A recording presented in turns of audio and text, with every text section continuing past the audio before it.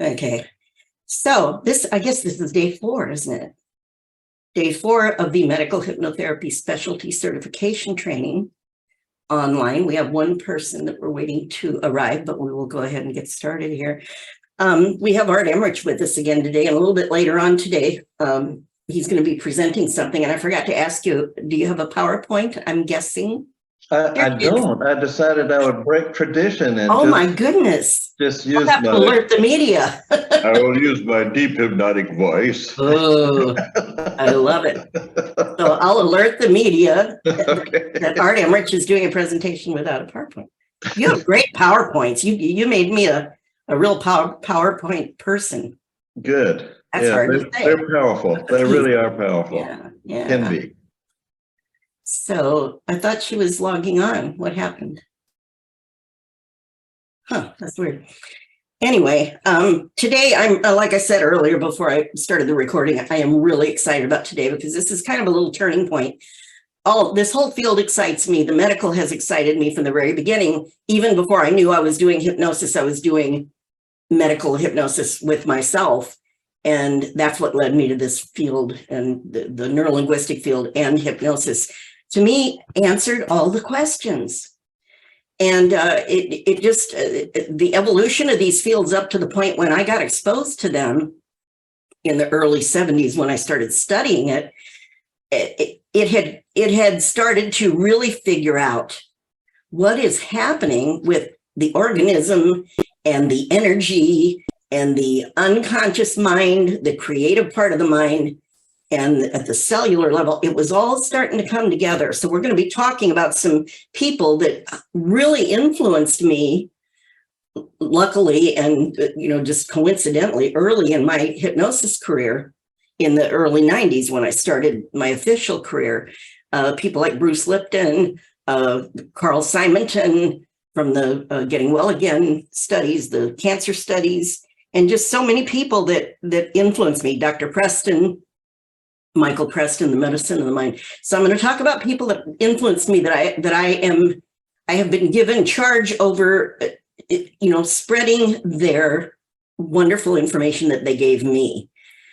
Some of them aren't. Bruce Lipton's still out there, thankfully. A lot of them that I studied with earlier on are not. And hopefully all of you kind of feel that way too, as you're building your hypnosis careers, those of you that are newer to it. And even if you've been in it a long time, for me, I'm going on 31. This is 31 years now, going on 32. And I know Art even longer. You're ahead of me on that. So hopefully you get a sense of receiving all of the wonderful lessons and learnings and information and everything from your people that you're learning from, and spread it around, spread it to people that you interact with through your work, first of all, right? With your clients, with other colleagues that you meet. And hopefully you'll consider presenting at different conferences. It's a great way to share what you've discovered.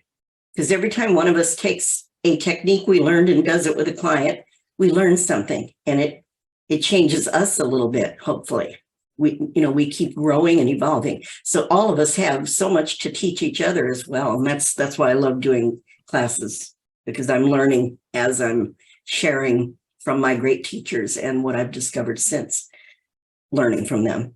So we're going to be talking about cells today. We're going to be talking about cellular biology. With Bruce Lipton. I am going to show a couple of short little clips of him, just because those of you who aren't familiar with him, or even if you are, but definitely those of you who aren't, will be able to have a little taste of how exciting this gentleman is. Like I said, it's one thing to talk about him or read his book, but to see him and to listen to how much sense he makes and how he is pivotal in this field to showing us on a biological level, on a scientific level, what we're doing, how what we're doing is working. The whole science behind why is it so powerful? What is it that hypnotherapy has evolved to understand about talking to the part of the mind that is the healing part of the mind, the part of the mind that does communicate with each and every cell in the body, the part of the mind that also has access to things beyond the human physical world. And science, again, has come around to the point where we know the physical world, Newtonian physics, is outdated. And unfortunately, Western medicine, at the very least, and a lot of medicine around the world, is basically, the core of it still is in Newtonian physics, and it's outdated. It has been outdated for a long time. And we are the people that moved past that understood. It's about energy. It's about thought. It's about intention, and that we can access realms beyond the human physical realm, whatever people's names are, or they've been taught to call that, whether it's the soul, the essence, the spirit, and even if they don't have a name for it or a belief in it, it is a realm that's accessible through hypnosis. Things that are beyond our logical, critical faculties. So that's why this excites me. Some people call in hypnosis, again, we have to be very aware of who we're working with so that we don't use language that turns them off. You know, rapport is all about stepping into someone's world and introducing new ideas. We have to introduce new ideas because the old ones haven't been working for our client.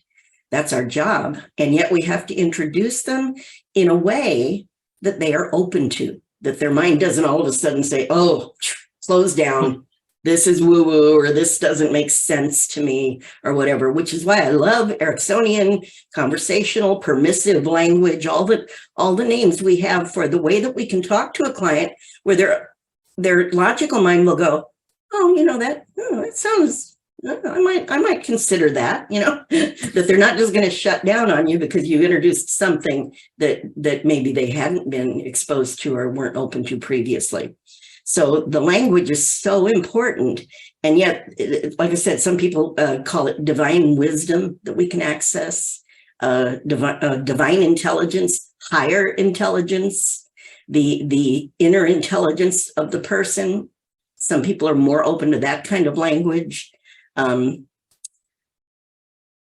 Intervention. I don't know why I wrote that down this morning. I always make notes while I'm getting ready for class because I get lots of ideas. I had wild dreams last night, like I usually do. And I start writing just random thoughts down. And I just wonder, where did that one come from? Divine intervention. Matter of fact, with what's been going on in the world and in America, most especially, and in some of the realms of our world, every once in a while, I have in the last few years since COVID was, I think, when it started, I would look around and I would say, I think we need divine intervention at this point. I don't know what else is going to work at this point. When things just seem hopeless, that seems like the last resort, the best last thing that we can count on. Yeah, Nizam, you have to unmute. Patty, since you have mentioned about the Ericksonian approach of hypnosis, mine was mostly the direct hypnosis, and most of the trainings were like, mostly Hellman induction and all that stuff, confusion induction and all.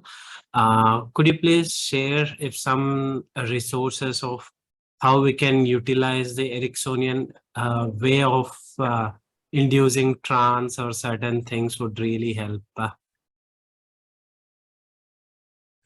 I was looking at my book supply on the floor down here because I thought I had something, but it's not sitting there right now. Oh, it's back there.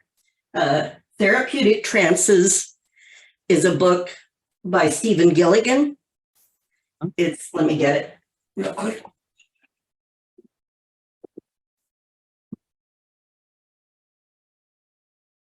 Therapeutic Trances, the cooperation principle of Ericksonian hypnotherapy.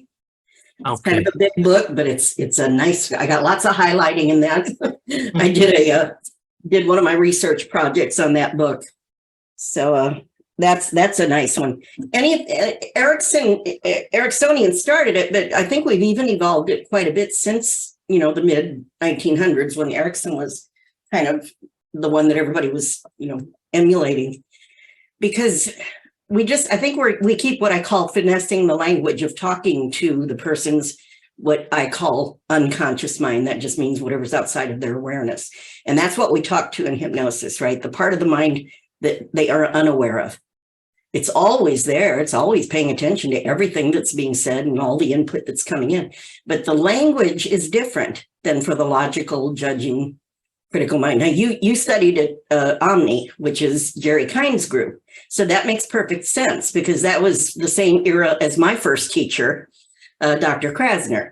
They were more they came from the realm when mostly stage hypnotists were running all the hypnosis organizations. They started them. That doesn't mean they were any less, effective and good at hypnosis. It just means it's more of a direct form of hypnosis, more specific to certain issues and things. Even Dr. Preston, as much of a genius as I think of him as being, when he would work with hypnosis, I'll talk a little bit about that for cancer, because we're going to talk about that today a little bit. He would get because he was a medical doctor as well. So he knew all the killer T cells and the B cells, and he knew the names of all the cells and how it connected with the different systems in the body and the immune system and all that. So he literally would, in the hypnotic state, be using his knowledge of that and talking directly to the cells, telling them what to do. So it's still that direct, here's, this needs to be done, and I'm going to tell it what to do. And in hypnosis, I can't believe I said under, in hypnosis, it worked. Credibility and the way you deliver something, of course. So again, people that are very direct, that do I know some people still do the kind of sleep, the stage stuff, And if you do it with congruence and the person trusts you, I guess it still works. I find it to be kind of hokey, my style has always tended to be, I always tended toward the more conversational style. And it just means being, and let me say it another way, the more abstract. And the reason I went toward the more abstract approaches to talking to the unconscious mind is because I found out early on I was getting better results, frankly, from people. If you're too direct, if you're talking logically to something that's really happening in the body, telling the cell, the killer T cells to destroy the tumor or whatever it is, it's like still on a logical level to me.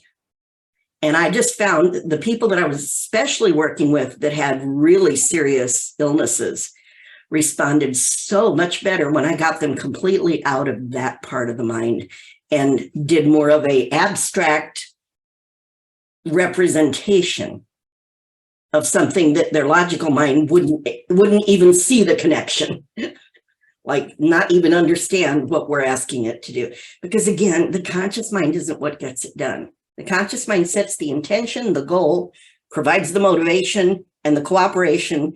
And then to me, it's like, now just support it by expecting something great and watching for the evidence that something is changing in a good way. And I always tell my clients, and then give yourself lots of pats on the back for doing something and just stay open to it. Yeah, Art, jump in.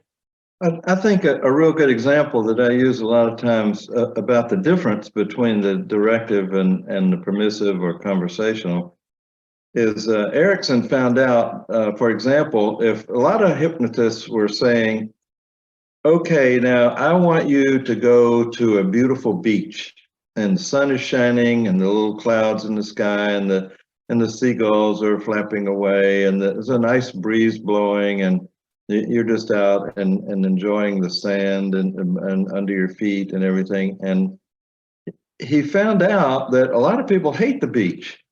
They say, I don't like it out there. I get hot and sweaty and the wind blows and it blows sand and it sticks to my skin and I'm all gritty and that's not a nice place for me, And so it robbed the hypnotists of one of their favorite places to send people to. And so Erickson's approach was, wouldn't it be nice, not I want you to, but wouldn't it be nice if you just went to the most beautiful place you could ever imagine and just look around and see what you see while you're there in this place? And what does it feel like when you're there? And what sounds do you hear? And so he would get them to do all the fill in the blanks using the five senses and let them, and he said, I didn't need to know where they went. It wasn't important to me. They needed to know where they were, but I didn't. Now, when people do that to me, I go into outer space, and nobody would really probably figure out that's where they wanted to send me to. But this is just an example of this permissive thing. So Erickson, Pat, to pick up on your point, it's more abstract because he didn't prescribe specifics. He gave them a framework, and it was an illusion of choice. Go to this beautiful place. Well, you get to choose, but you are going to go to a beautiful place. That was the given that he put in, and then allowed them to pick where it was. So it was a very open-ended and really engaged the client in a lot of work to fill in the blanks of doing what he was asking them to do. But he never really prescribed a whole lot. It just didn't have that approach to it. Yeah.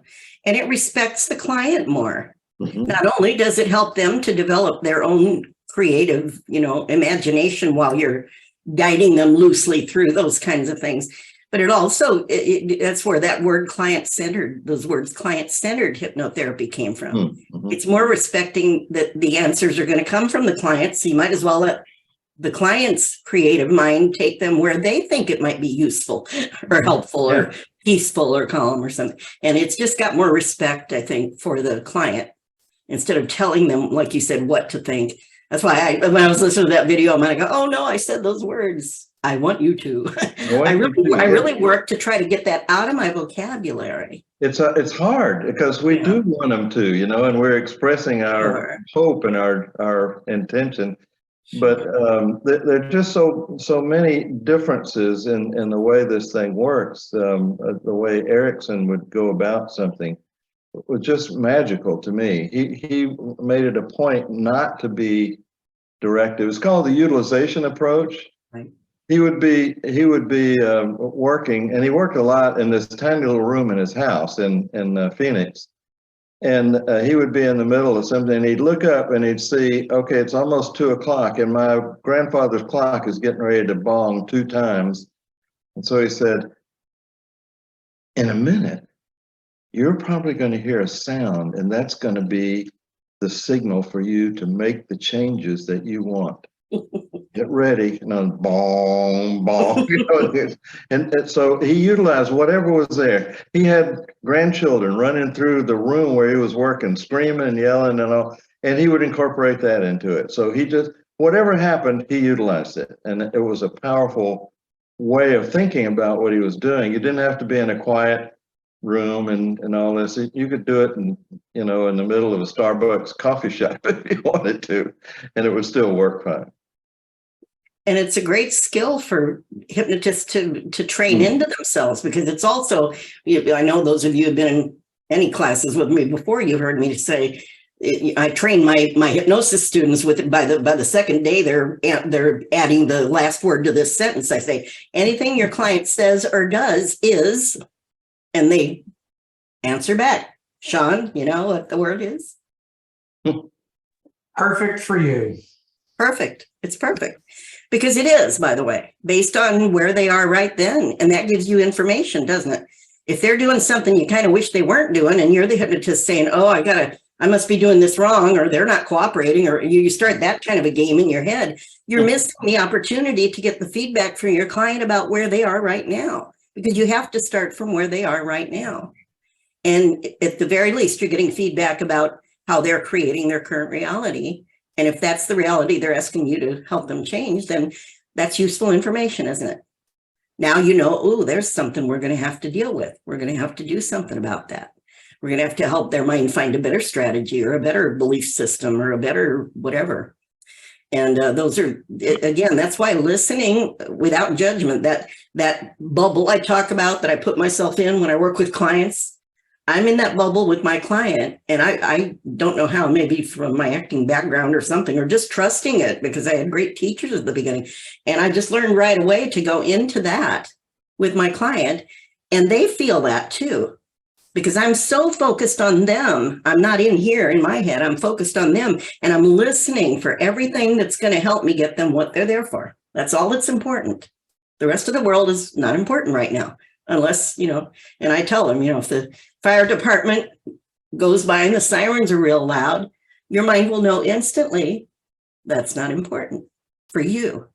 And my old office used to get fire engines go by sometimes 3 or 4 in a row because we were right next to a big fire station. And I would, if that happened, and even if you say it to them at the beginning, they're still going to notice it. So, and I would say, and while very urgent, important things are out, happening out there in the outside world, you're taking care of even more important and urgent things inside of yourself now. So it became a signal. So the next time one came by, it ended up being a signal that, wow, yeah, I'm working on some really important stuff here. This is good. But that's not, but I said, if they start banging on the door and say the building's on fire, you come out of hypnosis, no matter how deep you are, your protector mind is going to instantly wake you up, and you'll probably be more alert and able to react better than you would normally, because you're going to be so focused. You got rid of all that clutter when you went into hypnosis, and you're going to actually be more efficient. So I think those are important things to cover. That utilization approach applies to distractions in the environment and in your client, right? So if you incorporate it, it's no longer a distraction, as they say. Yeah. All right. Go ahead. See how far I take this. For a while there was this elaborate charts about hypnotic depth. This is 10% depth and 20 and 30 and all this kind of thing. And so what I've started doing now is to say, now we operate on these 4 brainwave states: beta wave, about average 20 hertz beats per second, going down into the alpha wave, 10 beats, the theta wave about 5 beats, and the delta sleep wave is about 2.5 beats. And I just say that's the one thing that I have to ask you to do that I cannot do is you have to leave the waking beta state. That's your job, to get out of that state. So you're going to go to alpha or theta or go to sleep, or you go in all the way to delta. I'd like for you not to go to sleep, to head towards sleep, but don't get there. Well, what's in the middle? Alpha theta. That's the hypnotic states right there. And I say, look, I don't know where you need to go in order to accomplish the goals that you set, but I want you to go to the depth that you feel like would accomplish what you want to do. And I don't really care where they go. If they go to sleep, I'm a little bit concerned about that, and I'll reach up with my foot and kick the chair a little bit and say, come up a little bit, not all the way, but just, you went down into delta, and you'd be better off if you'd stay in alpha theta. And I let them choose. I say, if you get to a level and you think this is not working for me, then go to another level. And I don't tell them go down anywhere, because I don't know where we think they're up and they need to go down. A lot of people say when I go into a hypnotic trance, I go up like I'm floating off into a balloon. I'm just going up in the air. And if you keep saying go down, go down, go down, and a lot of people are saying, I don't do either one of those. If you want me to change my state, I'm here in Florida. I'd get in the car and I'd drive to Georgia. That's not up or down. It's moving sideways. I'm just going to another place. It's not. So I don't even use that language anymore. I just say, go to the place where you feel like you can accomplish the work that you want to do here, and experiment, play with it a little bit. If you get to a place, this is not working, we'll go somewhere else, and just keep. And again, I'm just trying to put them in charge of the whole process as much as possible. Very cool. Well, again, we keep saying this. The thing about hypnotherapy is it empowers the client. Mm-hmm. It empowers the person. And that's part of our job, is to make sure that's what's happening, and they don't feel like we're doing something to them, or we're answering their predicament. We're not, it doesn't come from us. I always say the expert is in the client, and that's what I have 100% respect for. And that's who I'm talking to the whole time, even in the pre-talk. I'm listening for clues from that expert inside of them to kind of send out some things that maybe even the client hasn't figured out yet, because that's the important stuff. Pretty cool. So we were talking about, this realm beyond the what we call material physical world, that we now know is all energy, right? Everything's energy. We are energy.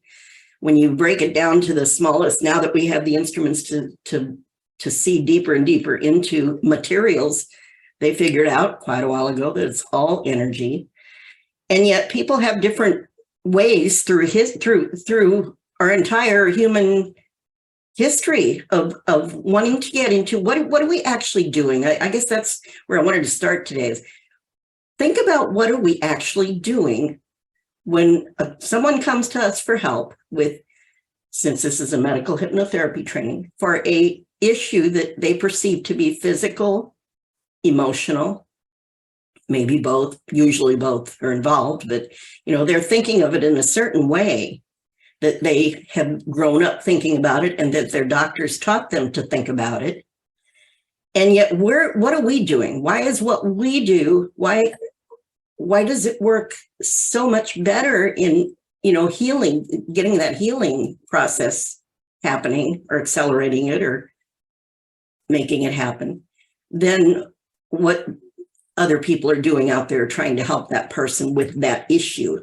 And I thought about, through mankind, what are the ways that we've accidentally figured out something worked, and then try to figure out how did that happen? How can we replicate it? And you go back, of course, to the healing temples, which was a lot like hypnosis. They would put people into like a trance. The Egyptians and the Greeks would have these temples. And of course, since they were holy people, they had credibility. And you get a little bit of a track record, and then people follow you and they think, well, that worked for them. Maybe it'll work for me. And then the mind happens, of course, and it helps. And we're going to talk about the placebo effect today. But think of all the different rituals. Hypnosis is a ritual, isn't it? All the inductions we learn, it's a ritual. Deepening technique is a ritual. Parts therapy is a ritual. All of the things we do in hypnosis is a ritual, as most things humans do. But to get to that place where they felt like healing could occur through history, they used healing temples.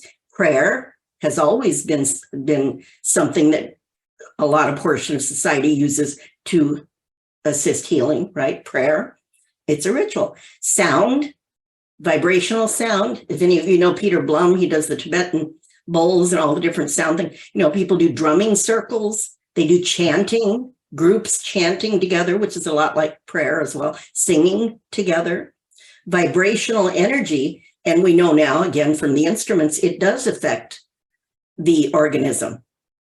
And everything is vibrating, right? Everything's vibration. Even as we're talking to that client in their chair, there's a subtle vibration energy that is either being accepted and used and utilized and enjoyed and assisting with the healing of the client, or it could have dissonant, the opposite effect, and actually cause some dissonance, some dis-ease, which is what I think a lot of doctors unintentionally do. Because the messages they're sending out usually they cause fear in people just because of the design and because of liability. It's not that they're doing it on purpose, but the medical community, by the time a person comes to us from the medical community on a referral, they're carrying that fear, that all of those attitudes and that energy of fear is walking in the door with them. People have used fasting, right? That's one way that people get into that state to try to access that healing energy. Silence, meditation, those kinds of things.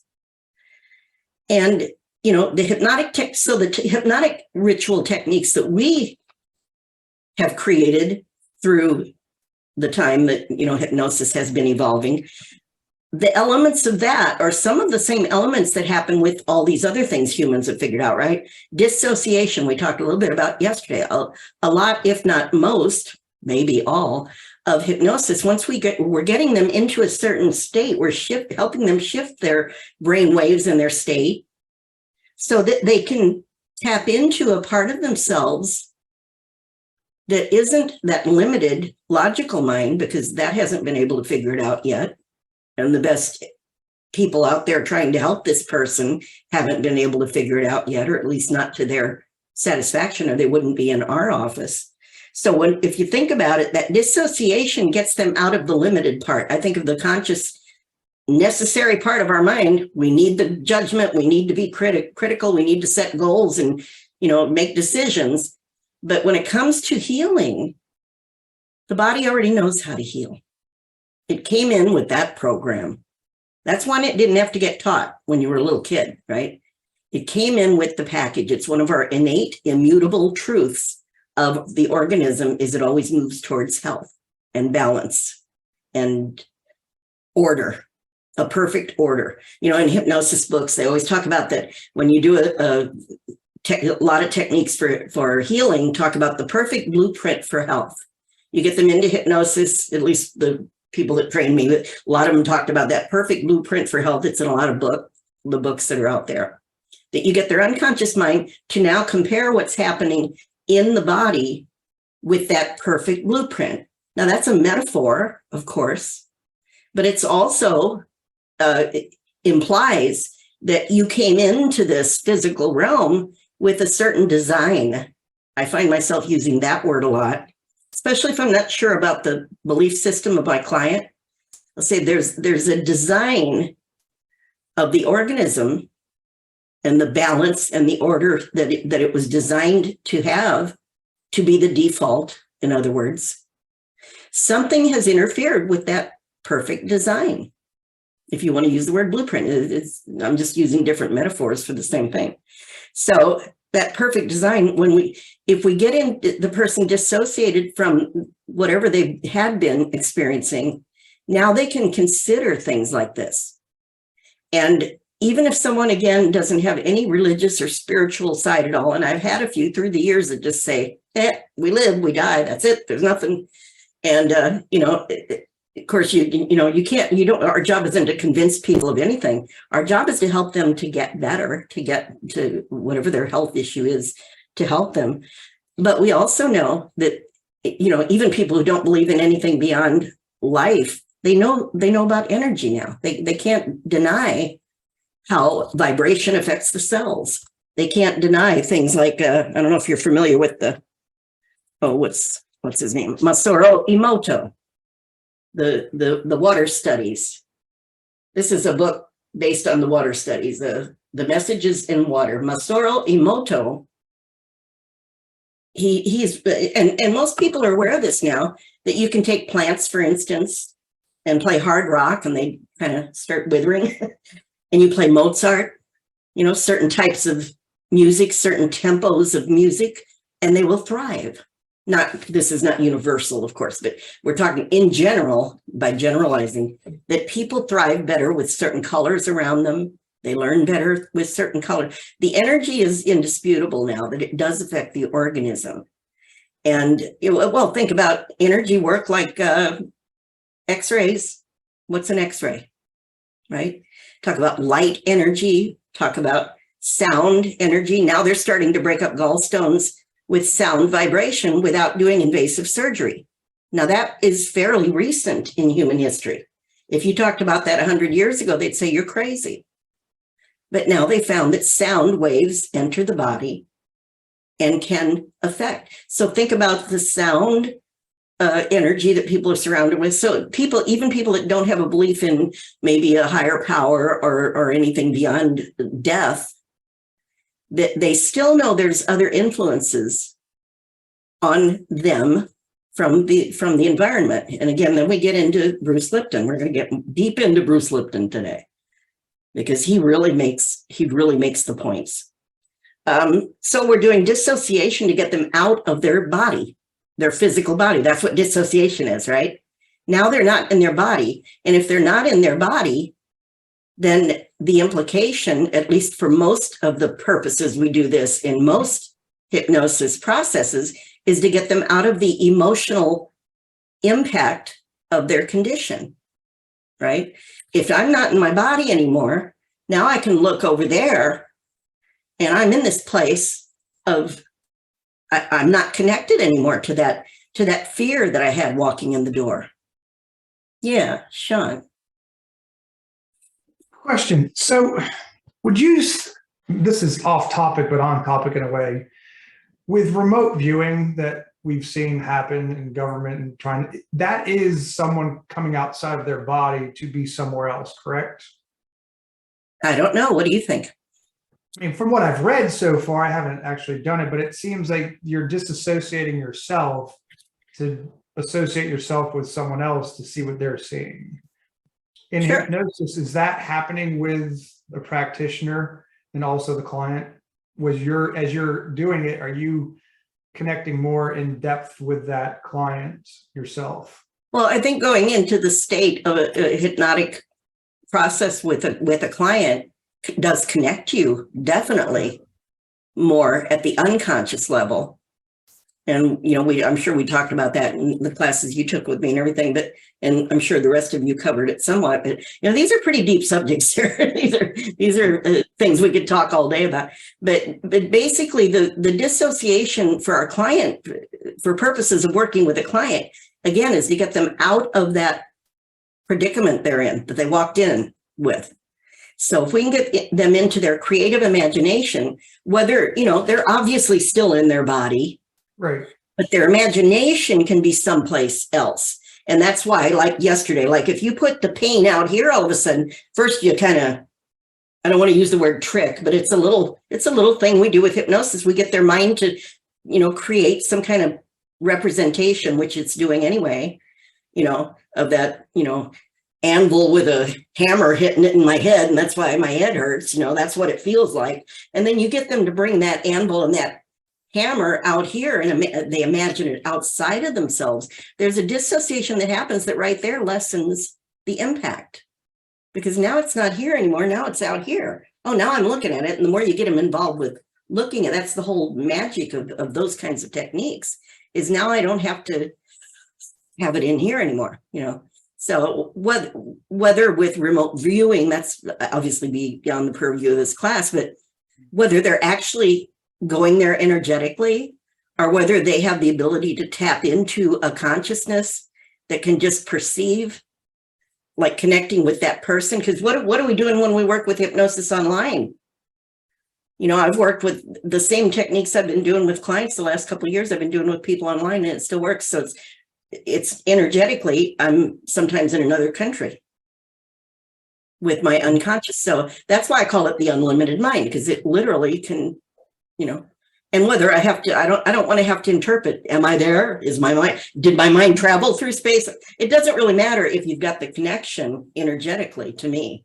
Yeah. All right. Jump in. Just something for Sean. A number of years ago, I had the privilege of going to the Monroe Institute to how to get out of your body, and his son-in-law, McGonigal, was an employee of the Defense Department, and he was a remote viewer, and he came in and did a couple of presentations to us. And it was interesting to me that he said, if you give me coordinates, I can go to that place and I can describe exactly what's going on at that place. But he said, here's the problem that most people don't recognize with remote viewing. I don't know when that's happening. This could have been 100 years ago. It may be 50 years in the future. It may be right now. I don't know. I can tell you exactly. And he said, the scariest picture I ever saw, they gave me coordinates, and they wanted me to be at 30,000 feet in the center of the United States, looking down at the country. And he said it was horseshoe shaped. The Mississippi River divided the country all the way up to, I don't know, St. Louis or something. It was way up north. And he said it was the shape of a horseshoe. Now, I don't know if that's the way it used to look, or that's the way it's going to look when the Mississippi River floods and the water level comes up, and the water keeps, you know, widening out. And so anyway, just thought I'd throw that in. If you ever have a chance to read anything that McGonigal, is his last name, McGonigal, I don't remember his first name. He was fascinating, and he'd done a lot of works for the Defense Department. And there was a lot of questions in about, so to get back, Patty, to what you're talking about, is what is really happening? Are we going somewhere, or is there an entity that's already there and we just get in contact with it? Or we don't know. We really don't know. We know it works, but we don't know how or why. Exactly. Yeah. And that's the point. And with clients, you know what? The more bizarre the session is, if they're getting their results, they don't really care. They don't care. Yeah. If they got what they came for, they're, you know, that's why I do that thing about having their conscious mind postpone judgment for a space of time, because that it's the conscious mind that will jump in and want to try to figure it out. And if you're getting the result, again, we don't know how you can take a vitamin into your mouth or an aspirin. Let's use that. An aspirin into your mouth. How does it know where to go in your body? And I've talked to doctors like this, and, I still remember the neurologist that was in my class a few years ago. And he said, they all act like they know everything. He said, I'll tell you a secret. We don't have a clue how this stuff works.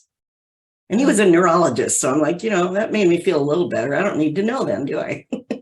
I talked to my anesthesiologist a couple of times when I get him to talk to me. I say, what are you really doing? When he said, our job is to bring you to the doorway of death and make sure you don't walk through it.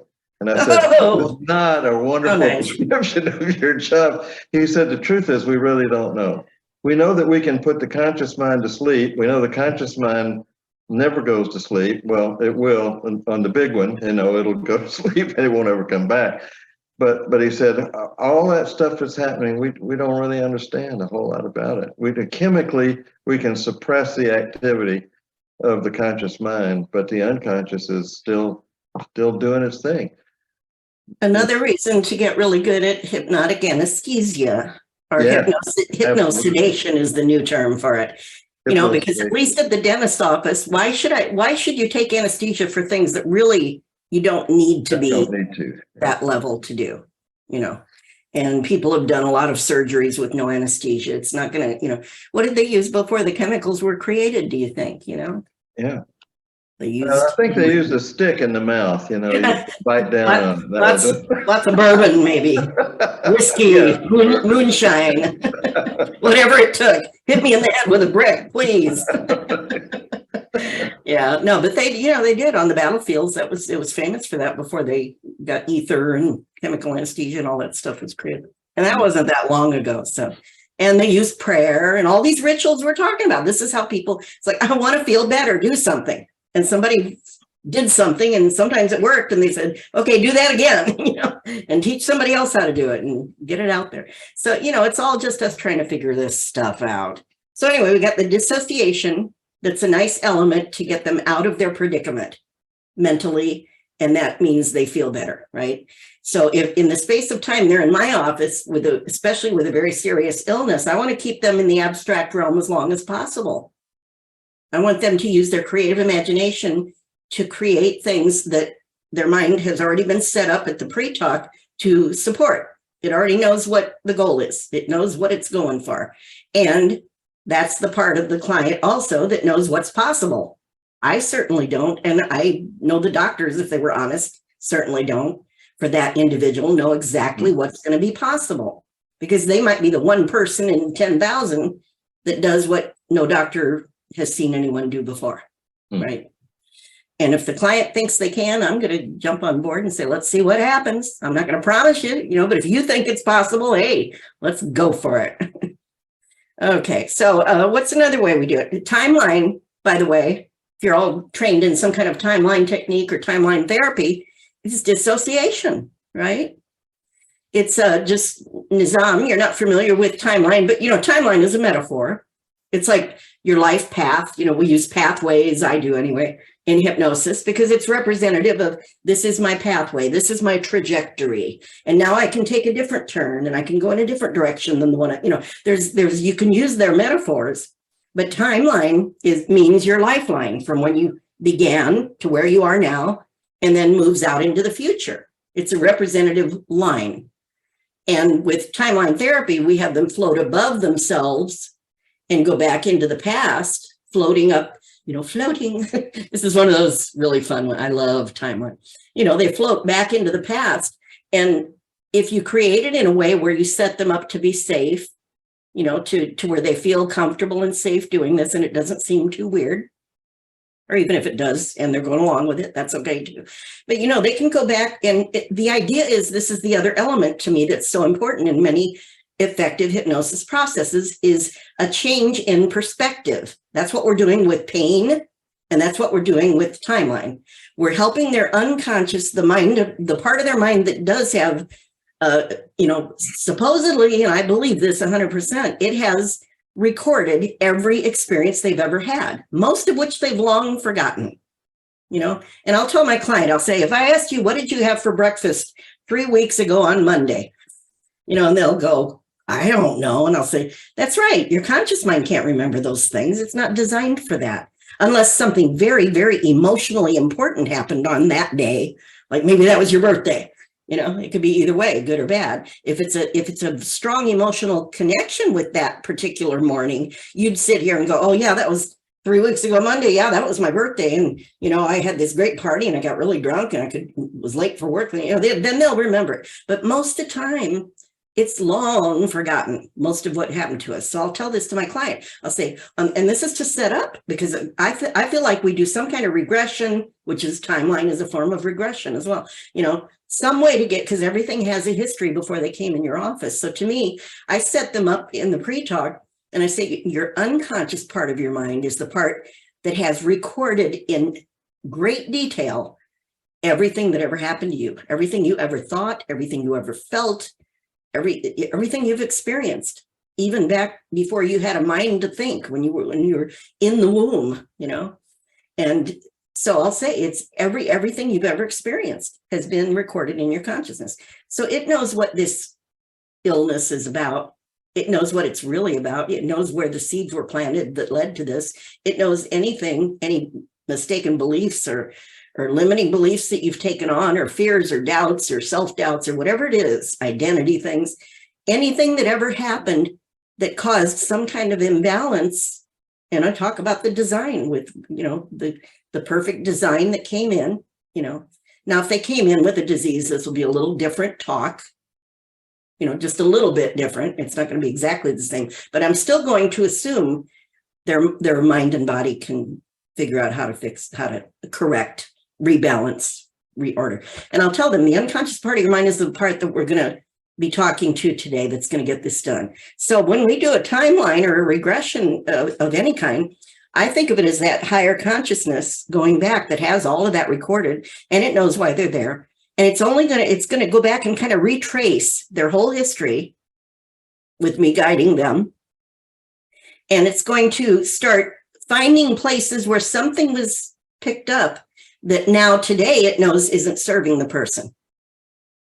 A little bit of a limiting belief, a little bit of an attitude maybe that they picked up from their grandmother when they were 2. Doesn't matter what it was. And most of the time we never know.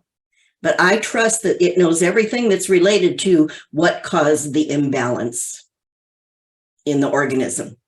Because if it's left alone and everything's working the way it's supposed to, and you're supporting it consciously, everything stays balanced. So I approach it that way, with the assumption that the unconscious knows what it's looking for and what needs to be maybe accessed, reevaluated, forming a new opinion about, forming a new belief about, or accessing some strength, some new information that can give them more strength, more confidence, whatever that they might need in order to now start making that difference, to start letting that balance happen. Yeah, all right, jump in.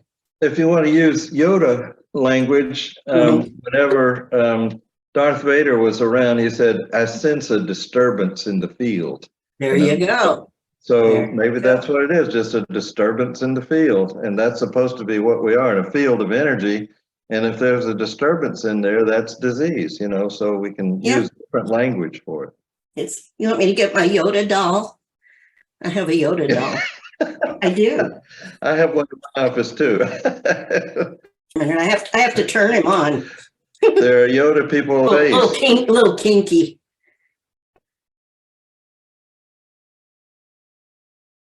Going somewhere, are we? I pick him up and he says that. Going somewhere, are we? Something else wish you to do. Save this for another time. We will. Isn't he cute? Going somewhere, are we? Yeah, that's what he says most of the time when I pick him up. Okay, Yoda, that's enough for you. You got to laugh sometimes, Okay, perfect. So, and the reason I'm bringing up all these things is, what is it that's actually happening? What are we actually creating in that space that we hold as hypnotherapists? I think of it like we create a space in our office with our client that is supportive of them making whatever changes they need to make inside of their consciousness to promote healing, right? In simple terms. So that dissociation of being able to not be in your logical conscious mind and let your unconscious discover new things, get new awareness and all these things, pick up on some new strategies, some new attitudes, maybe things like that, new information. I use words like that because it's very benign, you know. Your unconscious is getting new information about how to assist you with this. It's that just leaves it completely open. That's called permissive language, Nizam. It's all it lets their mind fills in the blanks. And hopefully I don't want their conscious mind filling in the blanks, which is why we do the ritual of hypnosis. We want their creative part of their mind, their unlimited creative unconscious that has all the information already stored, because that's the part that knows what needs to get done and, you know, what it's going to take. Timeline. When I do timeline, by the way, and go back, and I know Art, you were trained with Tad James and Matt James and all. Yeah. With them, you don't take just one class. You know, the old joke was at the conference: if Tad James is walking toward you, hold on to your wallet. Right. That's the truth. And by the way, I learned a whole lot from that man. I really learned a lot from him and his son, who I think even got better than him pretty quickly. Yeah. But Tad James, he trademarked timeline therapy. So literally, now he died a few years, 2-3 years ago, I think. But you're not supposed to be able to use that term without paying him. It's pretty smart, you know. Get that thing trademarked. But he didn't invent the concept, you know. Yeah. Sean. Is the library technique a mixture of timeline and something else, or is it just timeline? No. The library technique is Dr. Preston's technique, hypnosis, medicine of the mind. And it is literally a library in your mind metaphor. Now, there's a million of them on the internet, or at least 1,000, probably, but not to exaggerate. But he took that and encapsulated it and turned it into a technique that he literally used with every single patient. He called them patients because he was a doctor. And he has extreme cases in here. Cancer. Matter of fact, one of the articles I'm going to show you that I will send you is an article he wrote on cancer, working with cancer. And again, he names all the cells and he tells them what to do and to farm armies and all of this stuff. It's very, very more straightforward, but it's really miraculous how this stuff works. Because remember the Simonton studies from Getting Well Again. Remember what they were doing. Now they had the person having Pac-Men attacking the tumors, the cells, the cancerous cells. And I have an article about that here today too. We got a lot to talk about. But again, I show you those things and I introduce you to these people because it supports us working with clients. It allows us to be more informed about, you know, why do we do what we do? And it gives us some backup and some information so that if when we're interacting with the medical profession, we can come from a place where they go, oh, this person really has done some research and knows what they're talking about. Yeah, Art. With your permission, I'd like to send out an Ask the Professional interview that I was interviewed about my work with cancer clients, and it's got all the research that I had come up with at the time. But it came from a class of clients that I've learned the most from. I call them my little blue-haired lady clients. Yeah. They're usually 90 to 150 years old, and they come walking in, and this woman comes in. She says, "Oh, I have cancer, and the doctors are talking about we're going to fight and we're going to kill those cancer cells, and it's going to be, you know." And she said, "I'm just a little old lady. I don't want a battle going on in my body. Don't you have another metaphor besides the military metaphor?" Yeah. I said, "No, I don't. But if you give me a week, I promise you that I will have." And so she went out and I did a ton of research and came back, and I had all kind of different options that didn't involve killing and fighting and destruction Yeah. and that kind of stuff. Because she was not in, she said, I don't want that. I don't want to hear about that. I don't want that going on in my body. Let's talk another language. And so we do. And we got Yeah. options. The good news is we got lots of options. That's interesting because I had the same attitude about, you know, everything was about a war on, and I had a problem with all disease, by the way. Early on in my life, I thought, why is it always fighting and a war? Fighting in war, yeah. Yeah, yeah. And I had the same problem. So I took, that's why I took a whole different approach to all these things. Mhm. I'm going to show you something here and ask you a question. Would this by any chance be the article? Yes. See, you're reading my mind again. You're always about 2 steps ahead of me, Art. I hope that I am able to keep doing that. I didn't know that I was doing it, but yeah. You do it. You do it. I got to tell you, someday we'll have to talk about that. And sometimes I wonder if we're really in each other's heads here. But anyway, I had pulled this up earlier today, and I was going to ask your permission to send it to everybody. Oh, please do. Absolutely. Yeah. So we're not going to read it or anything, but this is, and I thought it looked like one of the interviews from IACT, I assume, right? Or IMD. Right. Yeah. Yeah. This is a nice article. So you've got the Q&A going here. And you said did you say there's a example in here of someone? A lot of examples. Yeah. She said, what is your protocol? And so I went through step by step and listed a lot of the parts and used the metaphors that I use. And I just identified, I said, I'm going to pretend like I'm a cancer cell, and I'm going to go in there and say, so what am I doing here? You know, how did I get here? What am I trying to do now? And I learned a whole lot from just being a cancer cell to the best of my ability.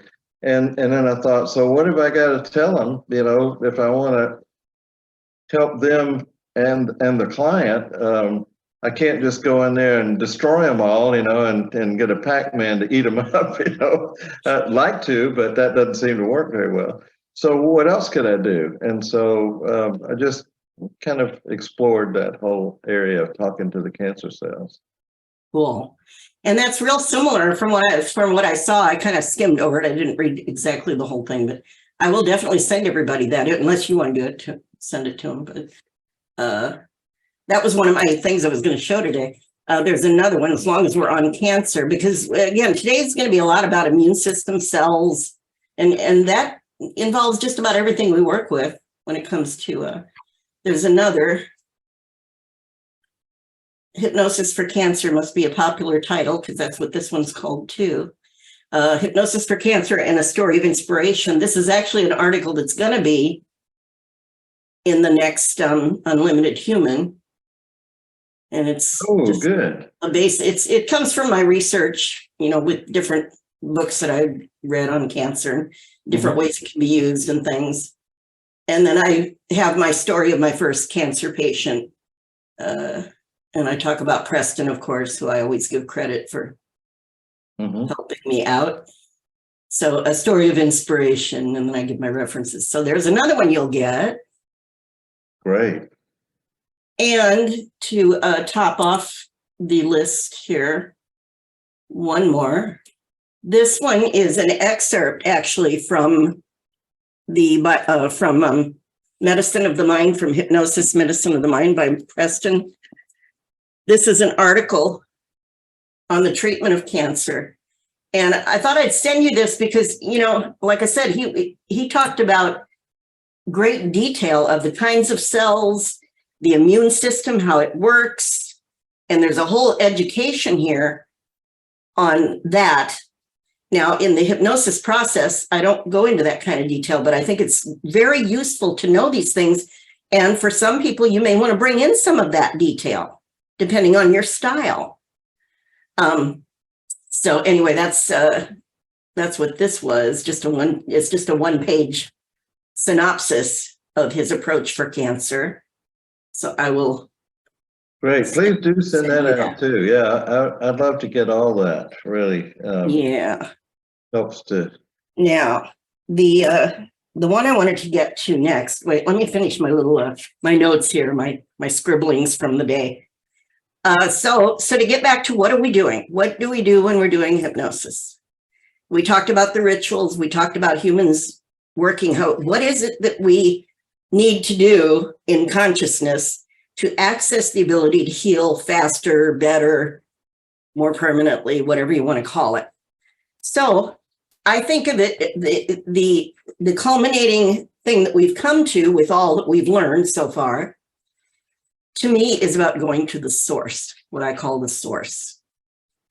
And again, depending on someone's belief systems, my clients, I'll use different language depending on the person. And for all of you, you all have different backgrounds, different beliefs, different things that you might be open to or not.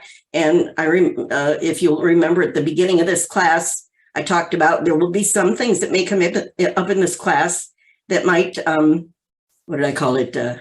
Might challenge the chef's sensibilities, you know, in your soup of things you're adding ingredients with these several weekends, that you might get a little bit of a, you know, comment from your conscious mind saying, I'm not so sure about that one, you know, or I don't know if I'd do that way.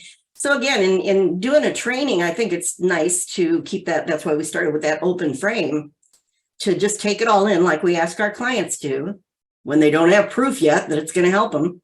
You know, we got to get them somehow on board to at least go with it. And if you go through and trust your unconscious mind, like you do your clients, and it'll figure out what's useful, what isn't, what fits, what doesn't. 5 years from now, something might come out of your mouth that was from this class that you didn't think you'd even remembered or had anything to do with it. I'm sure I do that because sometimes I say things, or I see a video I did and I go, that doesn't sound like me. And that doesn't, how did I know to say that? You know, so our consciousness, it can store a lot. So let it all in and it'll figure out what's useful and when it's useful. Like I said, it may be a long time before it comes to surface. But I talk about going to the source. I use the word source, essence, the essence of your being. Now, for somebody who doesn't have a belief in the afterlife or, you know, anything after death or anything or past lives or any of that, if you just say, you know, that you're going for healing purposes to the essence of your being, that just kind of makes the person hopefully curious. You know, your essence, the design, soul and spirit, of course, are great terms for people who can resonate with those words. The design, that which created you. You know, where you came from.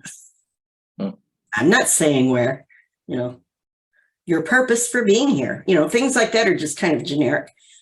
You're in the innate. I found myself a few years ago, because I'm always thinking, how can I say it that it's going to be more impactful and everybody can, you know, relate to it in their own way. And I found myself talking a lot about the idea of an immutable truth. You're going to the place inside of you that holds the absolute, inborn, innate, immutable truth about who you are, who you've always been, and who you can be, or who you can become, you know, that kind of thing. And to me, that's a beautiful place in consciousness for anybody to think there's a place that knows all of that about me. And wouldn't that be the place or the part of the consciousness that you want to have on board to find that person's answers for them? So those kind of things, that which created you, innate, immutable truth, what and who you are, who you have been, who you're capable of becoming, all those kind of things. What's possible for you is known at this level of mind. You know, it's very vague, right? At this level of mind, what does that mean? I don't know. It just means they're going to find a place inside of them that knows that I know that intelligence is in there. I've just got to figure out some words so that they can tap into it, right? If that makes any sense at all. Connecting to the all that is. When I take them out, I started to say, when I do timeline, most of the process is you go back to the event, the initial sensitizing event or the root cause. And then there's subsequent sensitizing events. You know, you got the ISE and then the SSEs. We want to get to the initial one that started, that officially started the problem, the condition, the disease, theoretically, this is what it means. And then go back farther before that even started and talk about perceptual shifts. Change in perception changes the experience and changes how it seems, how you experience it, how you feel about it, how you see it. And that's the whole idea about timeline. You're above it, and then you go before it even happened. And so let's say the person knows they had some kind of an abuse or some kind of an accident that caused their physical ailment. Now they're before it ever happened in a place where they were just fine. So you take, again, dissociation, that's really dissociating. Now they're dissociating, it hasn't even happened yet. It's out there in the future. So what a great place for their mind to be even more open to pick up on some more information. And then Tad James did some of this, and I know it's inspired by him, but I know it's evolved through the years because I love the idea. And I take all clients then back to the moment when the spark that first started their human life, that's kind of the words I use. And in that moment when they were just pure possibilities, nothing's even happened to them yet. And if they think the spark means when they were born, I'm okay with that. I'm saying spark because I mean when their human existence really sparked, when they came together, and now there's this new human person just got started. And that's my intention of taking them to that moment, because I start, saying things like, and everything that's going to happen to you is out into the future. And yet in this moment, you have that inborn intelligence.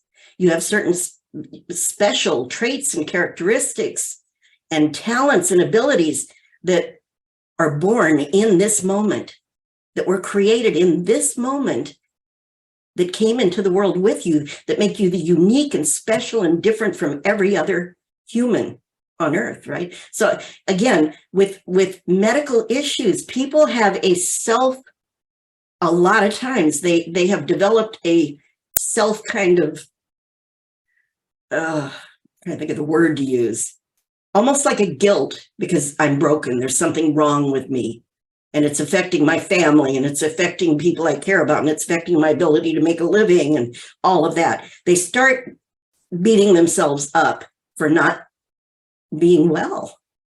And by the time they come to us, it can be pretty severe. They may not even be aware of quite how strong that is. So to me, every session, I want them to feel perfect. I want them to feel like your basic self is still intact, is still perfect. And that's how I address them. So if you take them to that place and say, you're just pure possibilities here. And of course, when we regress to anything positive, you want to talk, once you get them there, once you guide them there, talk as if it's right now. Meaning, and I'll say weird things like, and as you look out into the future at now, because even now is out in the future, because they're before it ever happened. And, and it's a confusion technique for, if, the conscious mind isn't going to stay on board for this kind of stuff usually anyway. But I find it's very effective for really severe physical type ailments. And emotional too, depression and things like that, because now they're in a place where they're pure. They're exactly the way they were created, whatever that means to them. And nothing's happened yet. They haven't formed any opinions about anything. They haven't taken on any beliefs yet. All that human stuff hasn't happened. And then from there, I take them out into the universe, beyond that moment, higher and higher and above, way until their lifeline, their entire lifeline is like, and this came from Tad, I think, a couple of inches long. You're so far out in this beautiful place where space and time are irrelevant. And as you focus out into the future, way out there, it's like your whole lifeline is only a couple inches long. And you're so free in this place. And then I created the idea that in this place where space and time are just irrelevant, and nothing in your life has even begun yet, you have access to so much more information. And if I use the words universe, if I think they're going to accept that, I'll say, in this place in the universe where everything is available to you. And I've done things where sometimes it'll come to me, I'll create the idea of a point of light off in the distance, a star that starts to approach, and they realize it's bringing them something absolutely necessary for their journey when they come back. that it's something to assist them, something to help them. And I'll have it come, and maybe they'll step into the star and take on whatever is happening, whatever information, attitudes, wisdom that they need, strategies, whatever.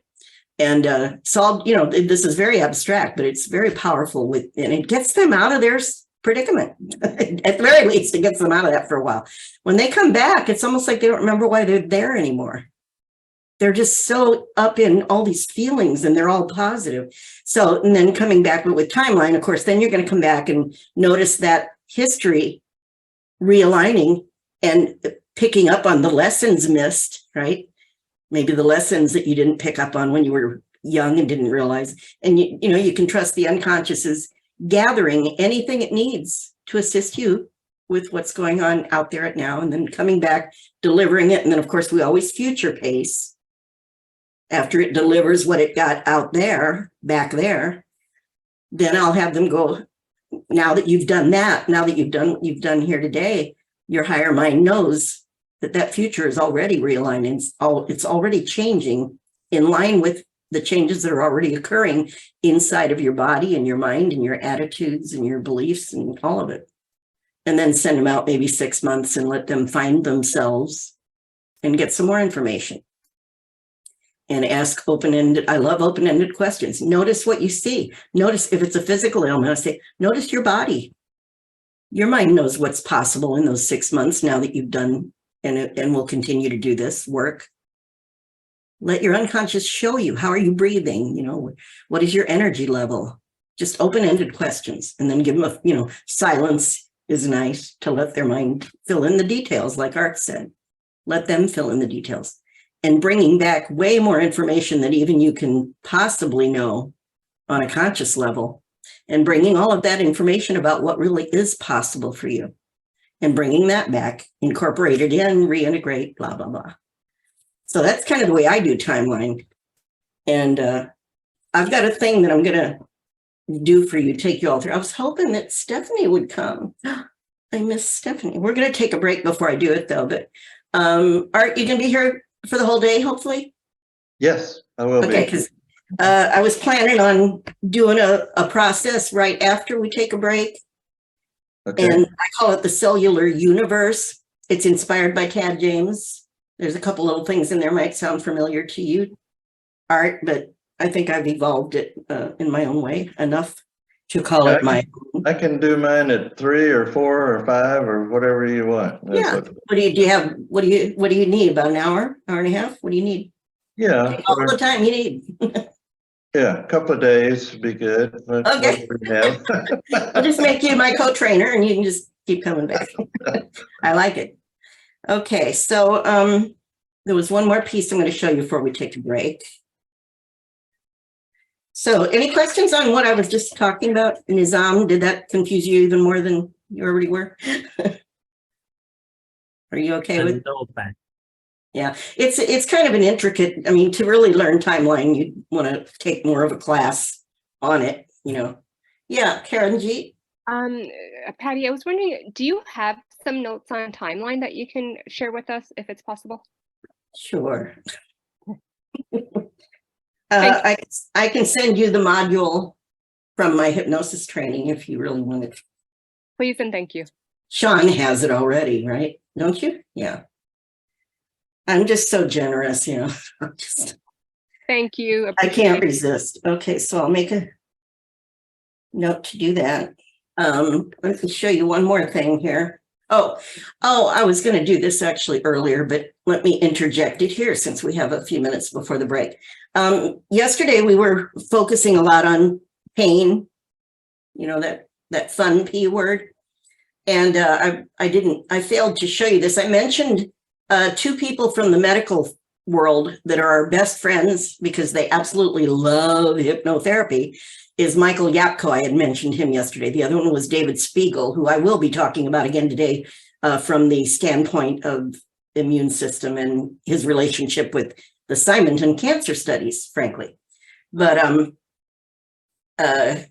Michael Yapko put this out a while back, and he talked about that they have a new definition for pain.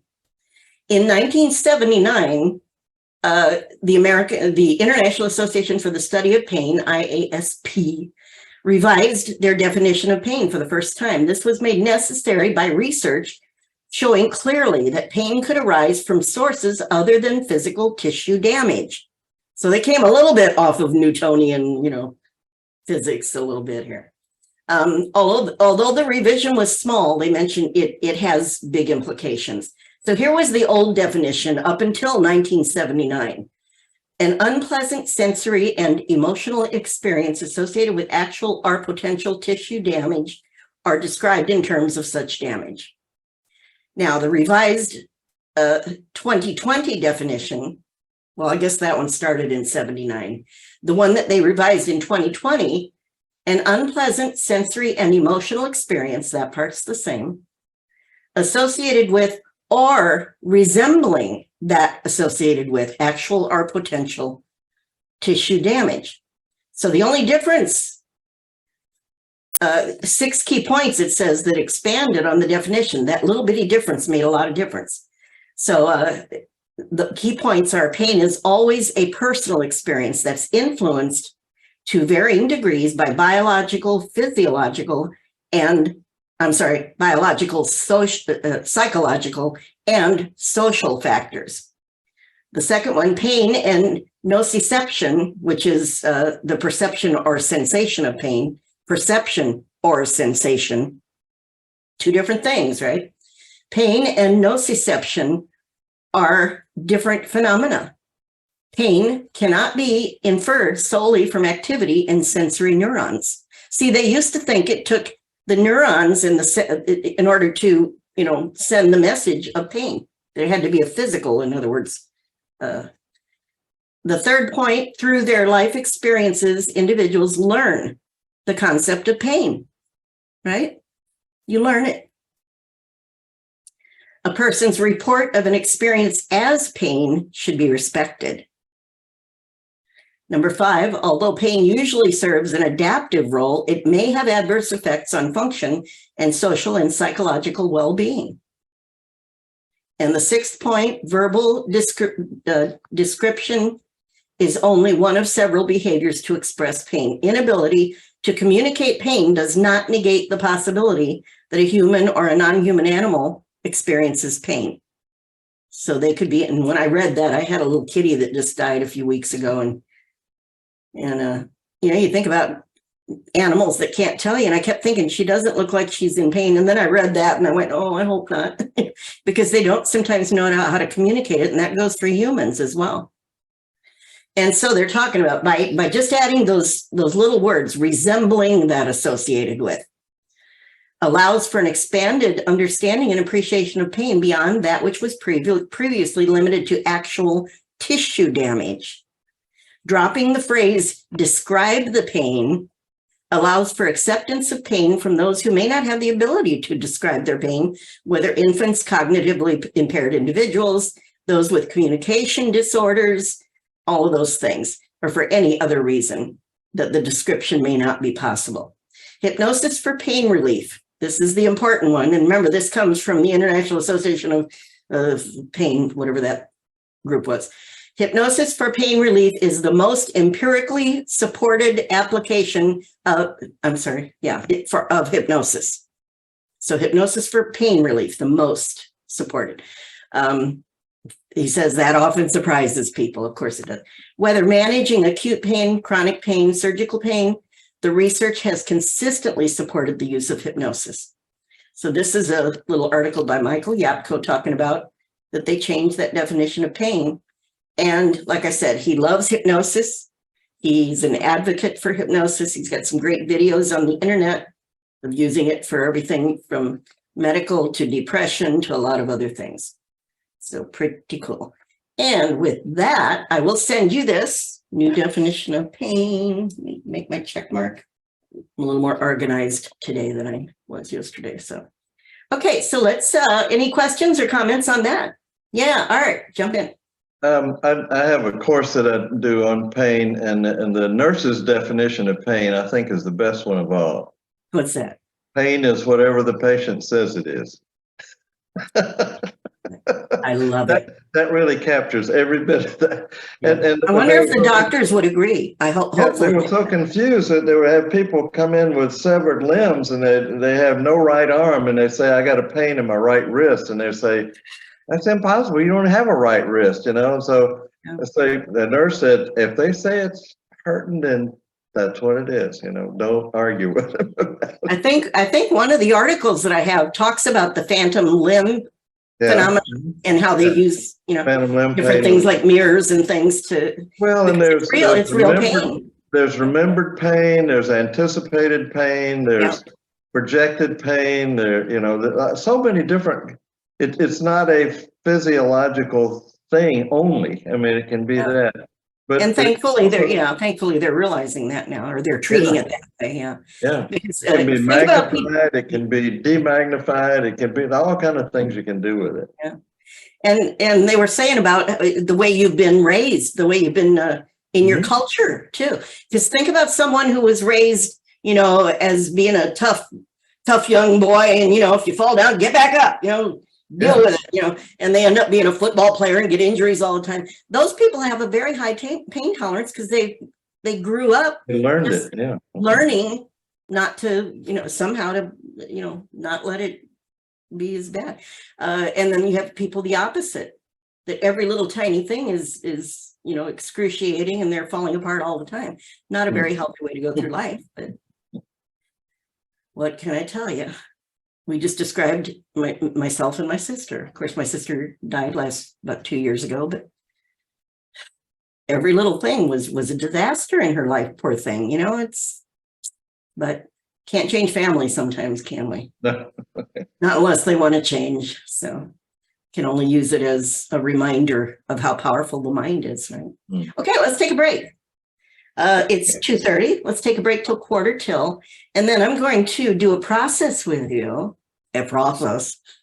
Going to hypnotize you.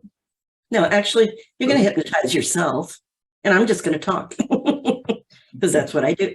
And then I've got a really cool thing I'm going to show you from Bruce Lipton, because I want you to see him in person a little bit. It's just a couple of little short clips of him to really create some curiosity to look into more about him, because he's just phenomenal. Okay, see you in 15. His energy is fabulous. He has the best energy. You got to see him. So I decided to go ahead and do that.